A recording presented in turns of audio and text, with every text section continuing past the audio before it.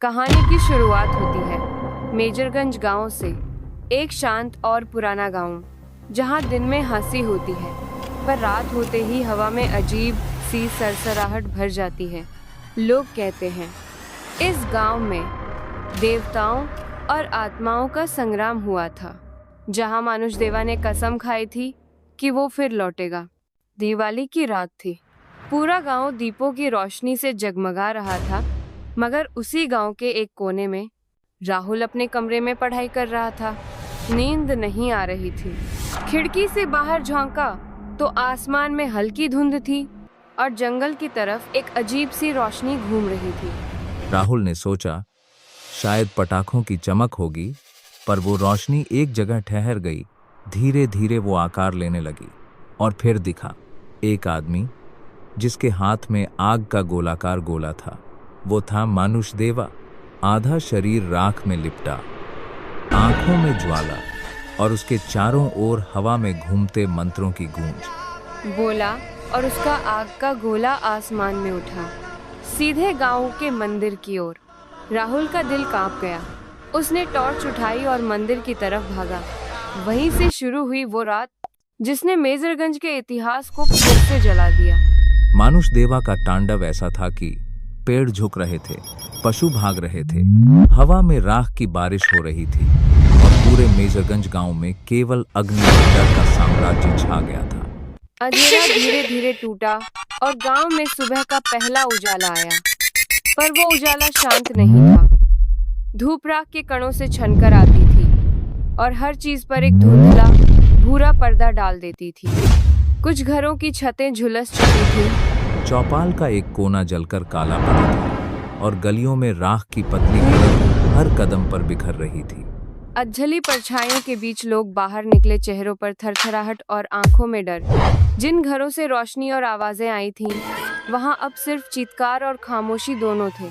किसी के हाथ में बलखाती हुई थाली, किसी के कपड़ों पर राख के निशान, सब बेमतलब सी कोशिश में थे कि वह रात सच नहीं थी।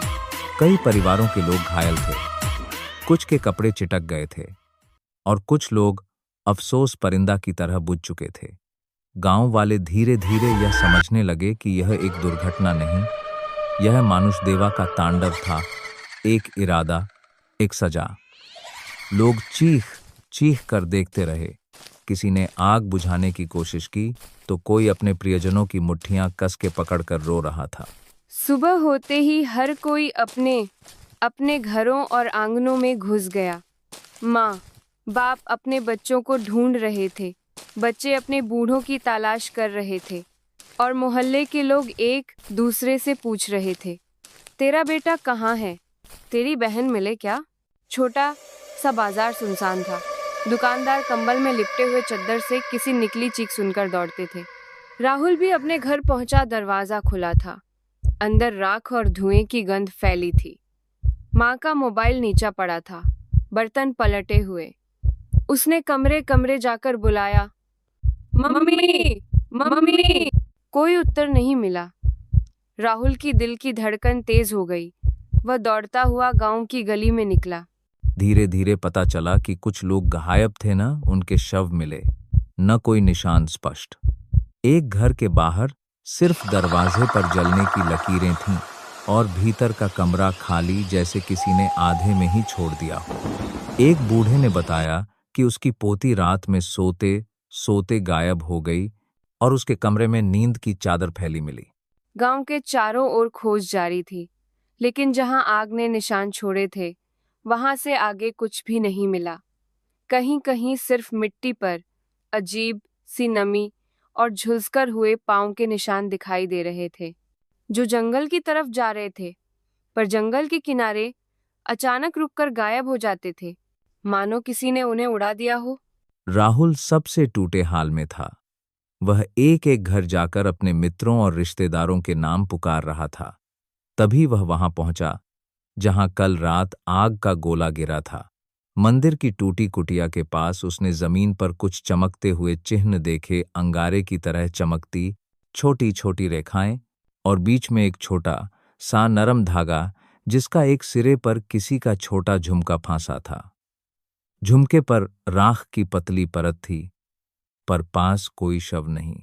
राहुल का दिल डूब गया। उसने झुमके को उठाया, तभी दूर से किसी ने चिल्लाया, राहुल, यहां आओ। राहुल ने पीछे मुड़कर देखा, एक बूढ़ा आदमी चल रहा था।